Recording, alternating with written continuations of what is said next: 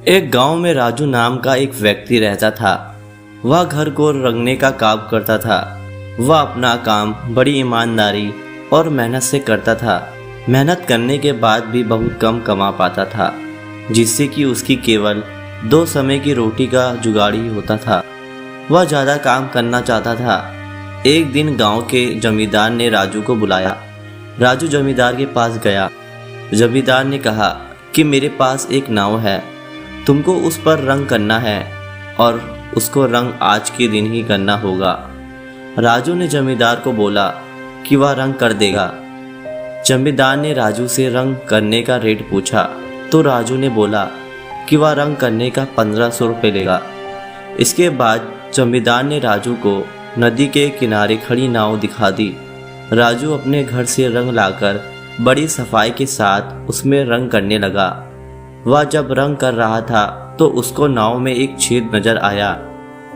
उसने सोचा, यदि मैं इसके ऊपर केवल रंग कर दूंगा तो यह नाव डूब जाएगी। इसीलिए पहले उसने उस छेद को भरा, फिर उस पर रंग किया। नाव के रंग का काम पूरा होने पर वह जमींदार को नाव दिखाने लाया। जमींदार ने नाव को देखने के बाद पैसे अगले दिन देने की बात की, जिसके बाद राजू चला गया। अगले दिन जमींदार बीवी बच्चों के साथ उस नाव में बैठकर नदी के पार घूमने के लिए चले गए। शाम को जब जमींदार का नौकर लौटा तो उसने घर के बाकी सदस्यों को घर में ना देखकर जमींदार से पूछा तो जमींदार ने बताया कि वह नाव में बैठकर नदी के पार घूमने गए हैं। नौकर ने जमींदार को बताया कि उस नाव में तो छेद था। जमींदार इस बात से बहुत परेशान हो गया। इसके कुछ देर बाद ही जमींदार की बीवी और बच्चे घर सही सलामत लौट आए।